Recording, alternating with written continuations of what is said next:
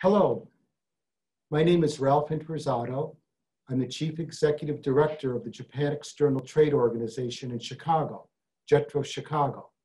This is the Japan session, the Japanese investment dynamics in the US. Let me quickly talk you through our agenda.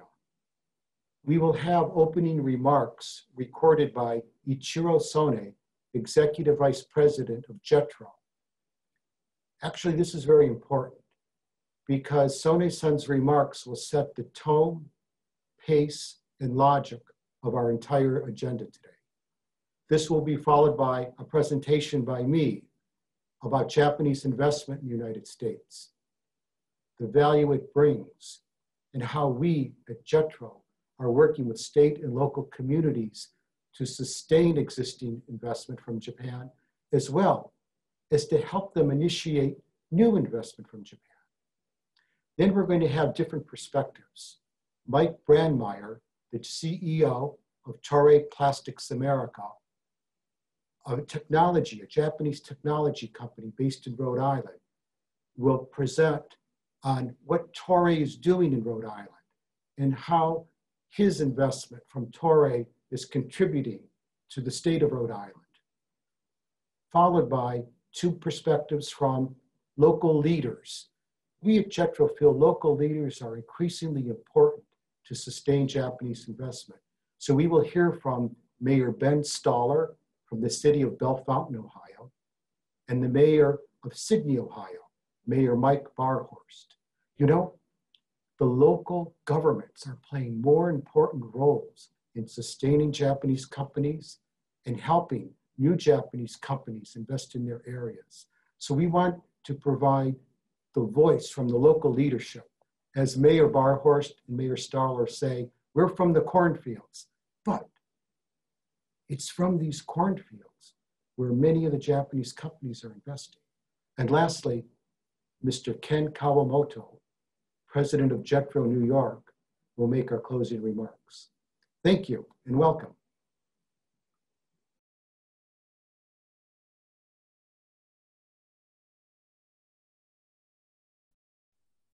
Hello, everyone. Welcome to the Japan session. My name is Ichiro Sone, Executive Vice President of JETRO. First of all, I'd like to extend my sympathy to all who have been affected by the COVID-19. I also would like to express my respect for the efforts the United States has made to expand its vaccination program to help realize a steady and full economic recovery. Economic relations with the United States are vital for Japan and Japanese companies. Statistics clearly shows this. In 2019, Japanese investment to the United States reached a record level of $644.7 billion, making Japan the #1 foreign investor in the United States. As of 2018, a record 473,800 American workers were employed at US-based Japanese manufacturers, a 63.7% increase since 2010. I like to stress that American team members have more than mere jobs at US-based Japanese companies. Many of them established long careers working like 25 to 30 years for the same Japanese company. Such stability comes with long-term wage growth and healthcare coverage, and this unquestionably fosters harmony within families that extends to a broader community. Therefore, it can be said that Japanese companies contribute to the United States by creating skilled jobs that in time develop into careers. This helps expand America's middle class across hundreds of small and medium-sized cities. Today, Mr. Michael Brandmeier, President and CEO of Toray Plastics America, will deliver his presentation on behalf of Japanese manufacturers in the United States. Much Japanese investment in the advanced manufacturing sector and innovations related to green technologies are increasing. For example, renewable energy, battery storage, and even intelligent transportation systems, which are a growing part of Japan's US-based business and research collaborations. Many of America's governors and local government leaders understand the importance of such collaboration. They welcome Japanese investment and play a tremendously important role in assisting Japanese companies in their communities. Some of them regularly visit Japan to initiate or sustain relationships with Japanese companies. America's local government leaders are key to developing the business friendships in Japan that have enabled Japanese companies to confidently invest in the United States. Today, two mayors from Ohio, Mayor Ben Stoller and Mayor Mike Barhost, will deliver their speeches why they value the relationships with Japan. We at JETRO greatly respect your enormous contributions. I'd like you to know that your work is highly valued by Japanese companies, and we at JETRO will continue to make every effort to support you. So if you'd like to further connect with Japanese companies, please talk to JETRO first. I hope today's session will lead to a deeper understanding of Japanese companies and contribute to even better economic relations between Japan and the United States. Thank you. Thank you very much.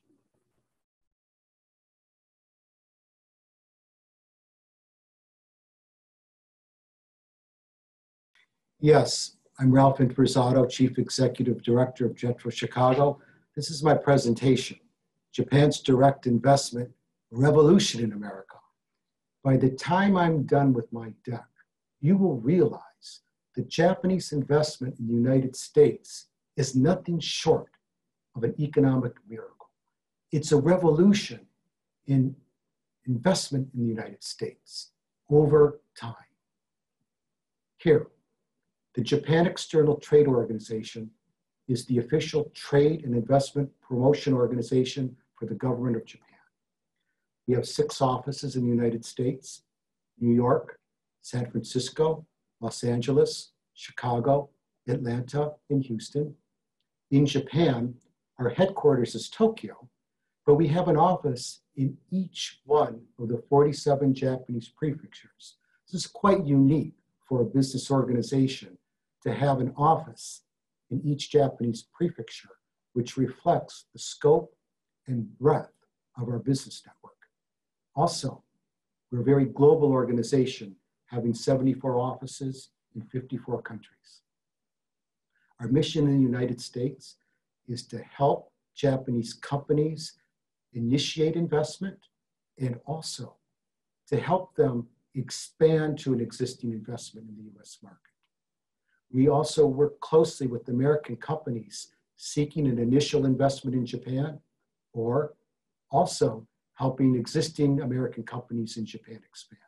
You know as well as I do, investment flows both ways, and JETRO helps both Japanese companies come to the United States and supports and assists American companies in Japan. We also work very hard on the promotion of Japanese agricultural and seafood products, Japanese authentic Wagyu, Japanese sake, Japanese seafood products, Japanese food into the United States. We feel that there is a big demand in the United States market for Japanese food products, and we want to support that. And we're working very closely with state and local governments. This is a demand-driven push. State and local governments are reaching out to us, asking us to help them meet new Japanese companies for investment, to help them communicate with existing Japanese companies in their community, or to help them design an economic strategy to invite Japanese companies to invest in their community. Here, pre-pandemic, we've done many investment seminars in Tokyo and in the United States on behalf of state governments to let them provide an investment briefing for the Japanese business community. This is the August 2018 Japan-US Governors Forum. We work with the National Governors Association, the Commonwealth of Kentucky, We help them do an investment presentation for Japanese companies in New York. Or here, the Ohio-Japan Investment Dynamics Seminar, led by Governor Mike DeWine at JETRO Tokyo, letting him explain Ohio's investment environment for 150 Japanese companies attending. We welcome Japan, a digital statement by Michigan Governor Gretchen Whitmer, or in Japan, pre-pandemic by Governor Eric Holcomb. We welcome Japan. The voice of the governors resonate in Japan. The Japanese tune into the governor's message. If the governor is supporting Japanese companies, it's a reflection of the state's leadership and the governor's constituents. More and more local governments are asking us to help them when they go to Japan. For example, Radius Indiana is a regional economic group in Indiana, Southwest Indiana. And they asked us, we're taking our mayors and local economic development officials to Tokyo. Can we do a program, a small investment seminar for Japanese companies? We're happy to do that. Followed up by the East Central Indiana Regional Partnership. Again, mayors, their economic development professionals, and JETRO working together to introduce them to potential investors. See, they're building relationships. This is what we want to do. Japan is number one. In 2019, Japan was the leading foreign direct investor in the United States. $644.7 billion in investment from Japan into America. Look at that red axis line, the horizontal red axis. It's a gentle curve up and up since 29, since the American financial crisis of 29. The red axis, gentle sloping upward. 168% increase in Japanese investment since 29. This is tremendous growth. And it's a tremendous commitment by Japanese companies in the United States. Many people ask us, what's the structure of Japanese investment in the United States? What's the structure look like? You can see it here compared to America's other leading foreign investors, Canada, Germany, and the United Kingdom. Japanese companies employ almost 1 million Americans. $10.9 billion in R&D deployment in America. Exports. Japanese companies in the United States contribute $84.5 billion in American exports. These are products and tech made in the United States, Japanese-based companies here, and they're exported because they're in such global demand. And you can see the industry sectors that predominates investment in the United States from Japan, primarily automotive supply chain, advanced industrial machinery, plastics, software IT, and metals. Let's unpack this slide a bit. You can see the United Kingdom has over 1.2 million Americans. Companies from the UK have been investing in the United States since we were the colonies. But Japan's investment of 948,000 of American employees, that is relatively recent. In 1973, Kikkoman Foods, the soy sauce producer, Kikkoman Foods, opened their first facility in Delavan, Wisconsin.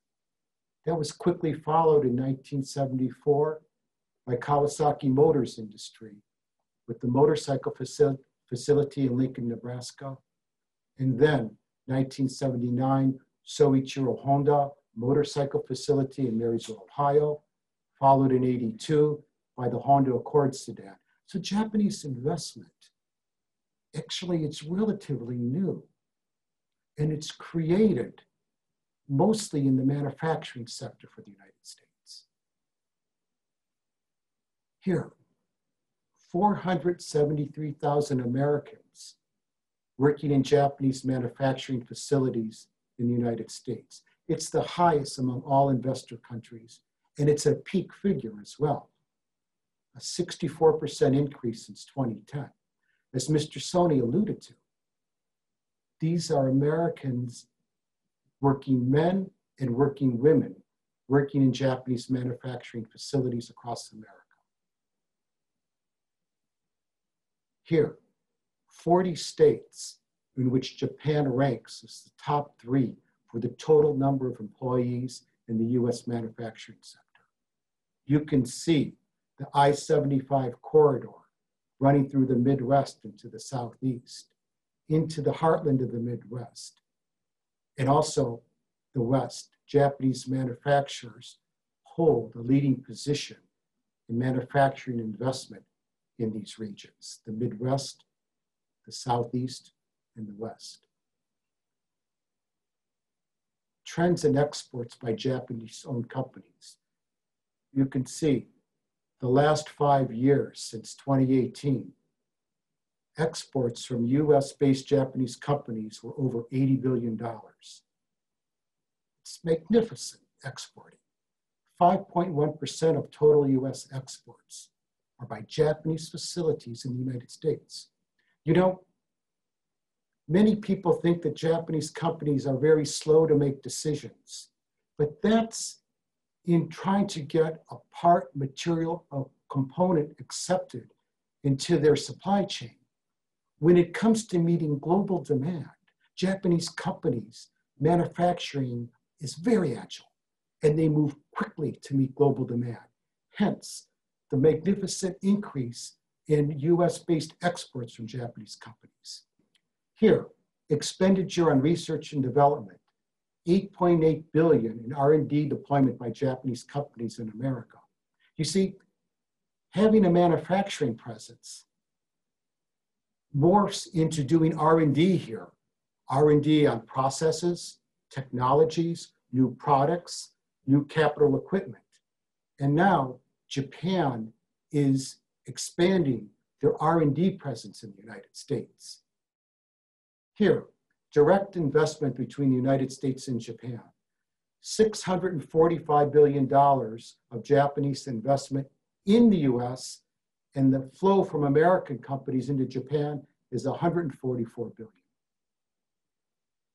This is the economic investment miracle from Japan into the United States. People talk about the merchandise trade deficit. I want you to focus on the investment scope of Japanese companies' investment in America. $645 billion, accelerating manufacturing growth, accelerating manufacturing jobs, as Mr. Sony said, fortifying and expanding the American middle class, accelerating US exports from Japanese companies based in America, and accelerating research and development deployment by Japanese companies in America. This is the economic miracle of Japanese investment that has evolved into our economy. Yes, my final segment, I'd just like to talk you through a few slides on how Japanese companies in the United States, how have they responded during the pandemic year of 2020. You know, JETRO is the only organization in the United States that does an annual survey of Japanese companies in the United States. It's in English too, and we're happy to send it to you. So in September to October of 2020, we asked over 900 Japanese companies, what's the post-COVID outlook look for you in the United States? What does the business environment look like? And you could see clearly, 52% said they would maintain their current operations in America. And 39% indicated that they were considering expansion in America. Remember, this is just before the COVID surge, but 39% were considering expansion in the United States, according to our survey, and 12 Japanese companies were considering withdrawal from the United States because of the COVID-19 pandemic. Here, future business plans. Remember, 2020, but 40% of our surveyed companies indicated they had a plan to expand. That's, of course, down from 2019, 47%, and 2015 through 2018, where it was over 50%. But still, it's quite interesting for me to see that still 40% are considering a business expansion within the next 1 or 2 years in the US economy, all right? And here, specific functions to expand. You can see this orange bar. The orange bar are respondents by over 220 Japanese manufacturers in the United States. They're expanding the sales function, 52%. Production high value added products, orange bar, 52%. Production general purpose, 29%. And the R&D function for Japanese manufacturers is 21%. They're still very bullish on America. It's wonderful. And it's a reflection of our charts. R&D deployment ramping up. Investment expansion ramping up. So I believe in the next 1-2 years, the Japanese companies will play a great role in the re-comeback of the US economy. Thank you very much for your attention. Please work with us. By that link, you can reach all the JETRO offices in the United States. You see my email. I'm also happy to correspond with you and to take your emails. Now's the time to work with JETRO. You can see that Japanese companies are investing in the United States, especially in the manufacturing sector. Japanese companies are contributing to US exports to meet global demand. And there's more and more research and development deployment by Japanese companies based in the United States. Local governments are becoming focused on Japan. They see this. Now is the time to reach out to JETRO. Work with us. We will make every effort to assist you. Thank you.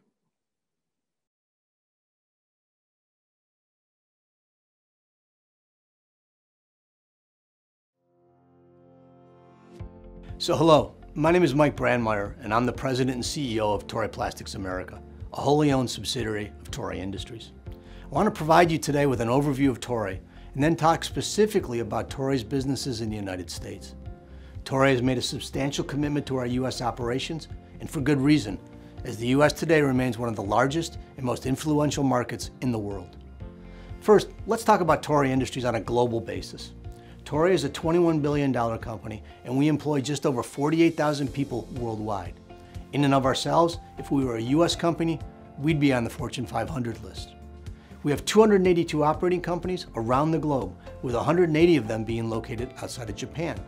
So yes, we are a major Japanese multinational corporation, but 2/3 of what we do happens outside of Japan. We break the businesses down into 5 core areas. Performance chemicals, which includes plastics resins, films, foams, and chemicals, makes up 35% of our business. Textiles and fibers accounts for another 40%, and our product line encompasses 3 major types of synthetic fibers: nylon, polyester, and acrylic.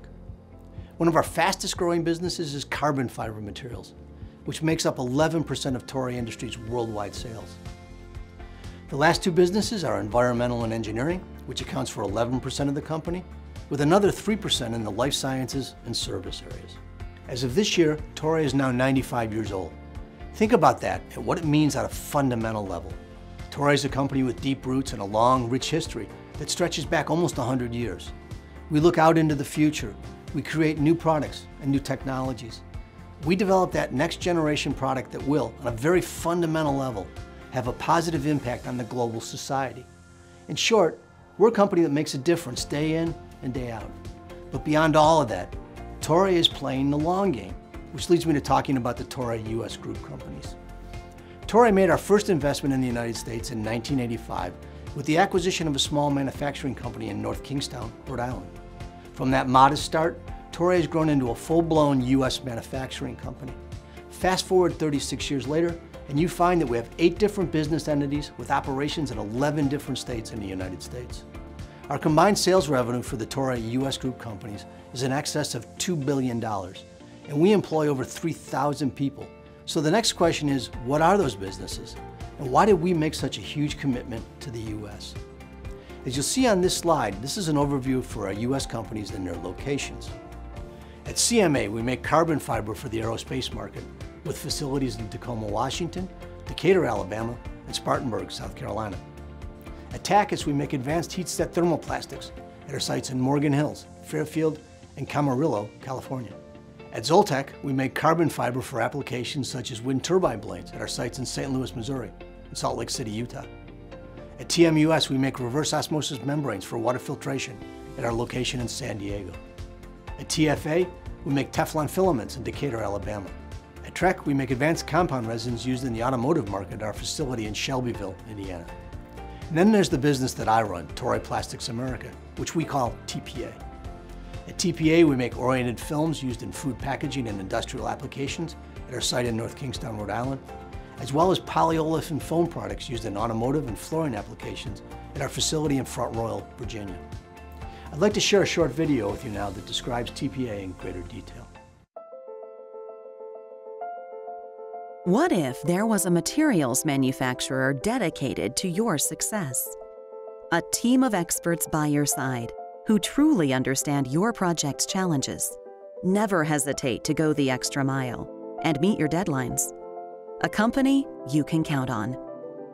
We're Toray Plastics America, a global innovator of the most technologically advanced films and foams available, and we're committed to making a difference in our customers' lives. Toray has been helping customers in North America and around the world meet their goals effectively and efficiently for more than 30 years. We've succeeded by putting our customers' needs first, adapting to change, and bringing value to the marketplace, offering films and foams that are high performance and holistically cost-effective. We operate state-of-the-art equipment 7 days a week and conduct all of our work in-house, ensuring materials and processes are of the highest quality. Research and development are a priority, and when it comes to sustainability, we walk the walk. A commitment to success and the determination to go the distance are in our DNA. It's no coincidence our customers have it too. We're proud to be their partner. We'd be proud to be yours.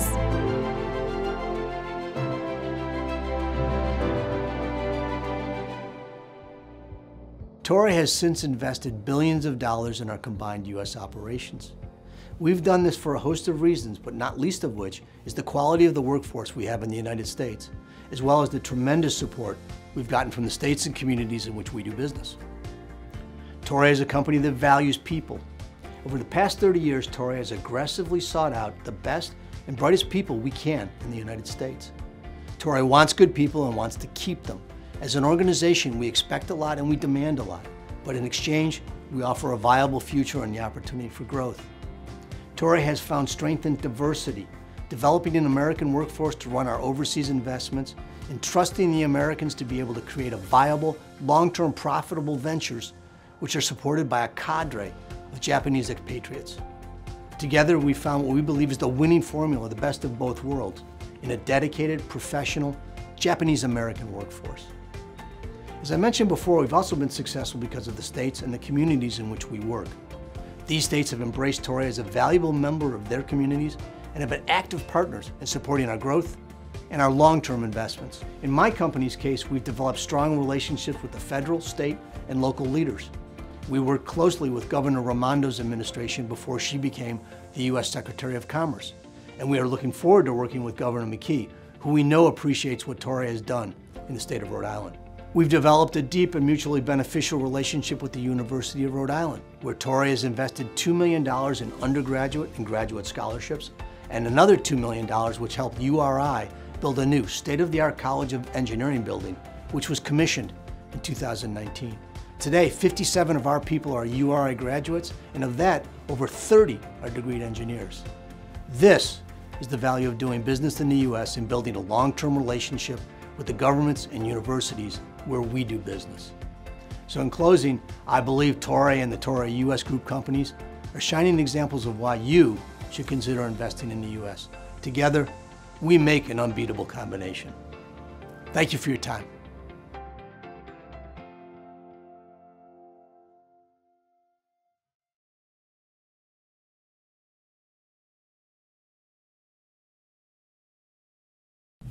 Greetings from Bellefontaine, Ohio. My name is Ben Stoller, and I'm mayor of Bellefontaine, Ohio, and I'm very pleased to be with you today and share some thoughts with you as well. Bellefontaine is a city of about 14,000 people. We're part of a county that's 46,000 people, and we're located in west central Ohio. Bellefontaine has had a very warm and successful relationship with a number of Japanese companies, and I have to take you back to really one of our success stories. This takes you back to the 1970s when then Governor Rhodes in Ohio struck up a friendship, a relationship with Mr. Honda himself. So now take yourself to about 1979 when Honda was very proud to roll off the first United States-made motorcycle with the Honda name on it. Only a few short years later, we were producing automobiles, and that really began the industry's movement from Japanese-owned automakers into the United States. And so we're really a part of that early picture and that take a chance effort from Mr. Honda and from Honda of America as well. Today, you would find Bellefontaine centrally located. If you drove anywhere from 10 to 20 minutes to my east, you'll find two major automotive makers in Honda. And then if you go just to the west, in the same amount of miles, you would also find the transmission plant and the engine plant. And so Bellefontaine is really in the heart of this automaking industry. In addition to having Honda as such an important partner in our community, we have 11 different Japanese-owned companies that are also located in our county, and they supply a number of those different vital parts. It's really vital for constant production to have those in a ready-to-go, the logistics, the movement of parts. It's much better to have them produced just down the road from where they're actually putting the car together. So really our history goes back about 40 years, and we have a very warm relationship and a close relationship with all of those manufacturers. I'm very proud to say that of the 11 manufacturers right here in Logan County, they employ 7,000 employees. And again, we're a county of only 46,000 people, and that's of all ages, of course, including our school-age kids. They are a major source of income. They are a major employer, and they are a very important aspect of our world right here in Logan County. Not only here in west central Ohio, but every 2 years we make the trip to Japan. And oftentimes many of the international headquarters are found right in Tokyo, and we make very important one-day trips to each of these headquarters, and we tell them how much we honor them, we appreciate the business, and then we have that same exchange of information. We want to share vital good news, or at least lay all the cards on the table. Here's what's happening back in Ohio. And then we sit back and listen and generally hear a very exciting story about not only production in the United States from a Japanese-owned company, but oftentimes it's a global picture. And we're told the story of where production's happening in Europe and South America and Africa and all parts of the world. And so we come home with a better understanding of the nature of a global production, but we also have a very warm feeling because when we return home, we see that Logan County, Bellefontaine, and even west central Ohio is a vital part of Japan's production throughout the world. And so we feel good that we're a part of that, but we want to be an active partner and help wherever we can. A little bit about their impact on our local economy. And here we are in the cornfields of west central Ohio. So we like to say we grow three things very well. We grow corn, we grow soybean, and we grow automobiles. And we're very, very proud of that third fact. We have, for instance, Asahi glass, where the windshields and glass are made for automobiles right here in Bellefontaine. But Honda is not their only recipient, and so we're also, we salute that industry for being diversified. So they're sending off auto glass to all kinds of manufacturers right here in the United States. We have injection molding, we have some steel bearings that are made for cars, we have the harnesses for seats and the seat belts, and even the plastic injection moldings that are so vital to put those pieces of the puzzle together. So as I said, right here in Logan County, we have 11 different businesses that are Japanese owned, and that's where we take time every 2 years to go back to Tokyo and again continue the relationship with the folks who are in Japan and are probably making those very important and corporate decisions about not only their position here in the United States, but throughout the global market. But when your community considers a relationship with a Japanese company, just know that they are global, and whatever they're producing, they're going to mean a lot to your community. Let me tell you about a couple of those things that come to mind. First of all, they're a great employer. I've never seen one institute union labor because the employees are so happy to work for a Japanese-owned company. So their wages are top-paying wages. The benefits are outstanding. And I'll tell you that as we went through an economic downturn last year in 2020, Honda's the kind of company that stepped up and said, you know what, we'll keep these associates busy. We may have to stop production for a few weeks of cars, but we're going to keep them busy. We're going to pay them, and we're going to move forward because we know we'll come through this, which of course we are. And it's important that they value each and every associate.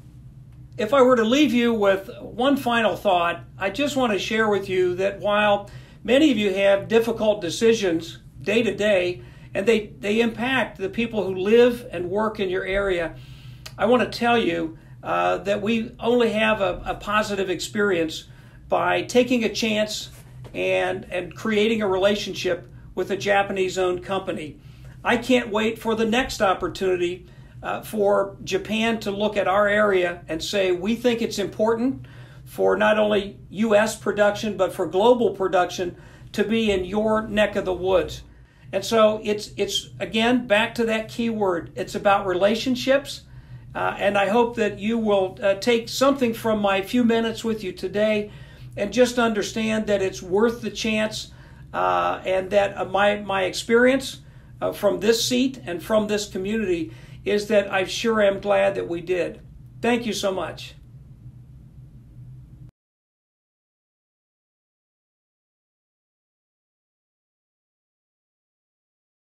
Hello, I'm Sydney Mayor Mike Barhorst, and I extend to each of you my warm personal greetings.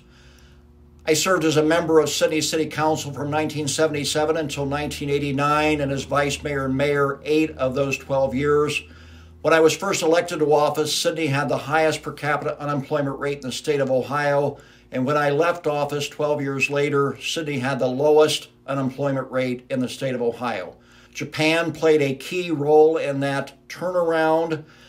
In fact, it was 1985 when Japan made the announcement, Honda made the announcement that they were going to be locating the engine plant in Shelby County.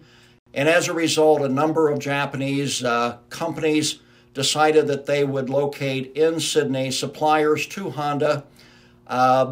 Sydney, Shelby County has approximately 21,000 people. Sydney is a great place to locate a business, and Japanese businesses have found that to be the case. As mayor, I make an effort to visit 10 to 15 local businesses every month. Those business visits allow me to understand firsthand the opportunities businesses may have to grow and the ways the city may help them to grow. When I previously served in office, Sydney's per capita unemployment rate was the highest in Ohio. That changed when Honda announced in 1984 that they would be locating their engine plant in Shelby County. Honda officials made that announcement in Sydney, and I was privileged to be in attendance when that announcement was made. Honda's announcement was followed by several other companies that supplied Honda announcing they would locate their facilities in Sydney.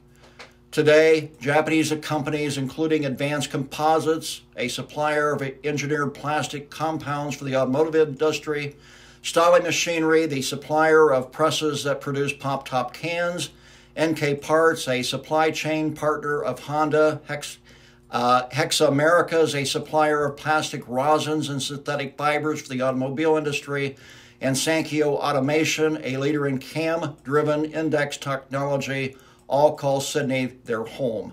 I try to visit these companies at least a couple of times a year, although admittedly the pandemic did keep me home for nearly a year. Even so, I visited Advanced Composites when their new president arrived in the United States. Although Yoshihiro Niki arrived in the middle of the pandemic, I wanted to welcome him to Sydney, and I recently stopped back as recently as mid-April to check on how their business has recovered, and I'm happy to report that they are producing more product now than they did before the pandemic hit. Many of our companies were designated as essential. The local economy did not struggle as much as it did in other parts of Ohio. Certainly companies like Advanced Composites did send their workforce home for about a month, but when they brought them back, they rebounded quickly and were important engines of the recovery here. Shelby County is currently tied for 6th place amongst Ohio's 88 counties for having the lowest unemployment rate in the state of Ohio. Certainly, as our largest employer in Shelby County, Honda has played an important role in Sydney's success, as have the Japanese companies located here. Unfortunately, I have never had the opportunity to visit Japan. We've planned to go on a number of occasions, but fate almost always seems to intervene. For example, in 2011, the earthquake and tsunami that hit Japan scuttled that trip. More recently, the pandemic scuttled still another. I look forward to visiting, hopefully soon. I have enrolled in some Japanese language courses, so hopefully I'm going to be able to communicate directly when I get there. I strongly believe that such trips are an important sign of friendship between our two countries, and certainly look forward to visiting soon. I think the most important thing that we can do as American government leaders is the kinds of things that I do. Visit with the companies once they're established here, keep that line of communication open. I'll give you just one example.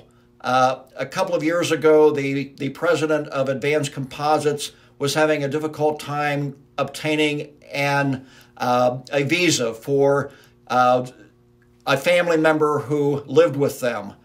I was able to talk with the local congressman and get the visa. Actually, once I talked to the congressman, the visa was able to be processed within a week. So I think those relationships are the kinds of things that help make the engines of progress, the engines of advancement move forward. Japanese investment here and American investment in Japan, I think, are two wheels on the same vehicle, if you want to put it that way. It makes sense to me that if we're producing cars in this country that are going to be sold in this country, that they're made here if that's at all possible. Similarly, if an American company is wanting to sell items in Japan, it would make sense to me that they produce them there, because I have to think it's going to be a little less expensive than building them here and transporting them across the ocean. I think those relationships, again, to me, just make sense for so many reasons. We've had such a wonderful working relationship with the Japanese companies located in Sydney, Ohio, and in Shelby County and I've never heard of any other location not having that same kind of valuable relationship. Again, it just makes business sense to me that those relationships continue.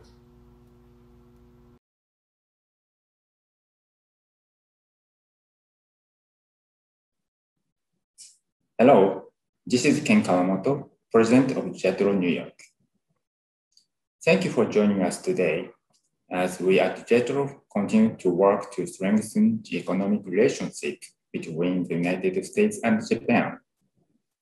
I hope that today's presentations and interviews provided everyone with a deeper appreciation of the value that Japanese investment has in the United States. We at JETRO will continue to work with all state and local governments by assisting Japanese companies who are considering making an initial investment or adding to an existing investment presence in the United States. As you just heard from today's speakers, the key word is relationships.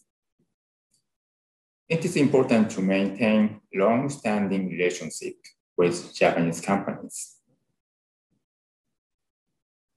I'd like to especially thank Michael Brandmeier from Torre Plastics America, Mayor Ben Starr from the city of Bellefontaine, Ohio, and Mayor Mike Barhorst from the city of Sydney, Ohio.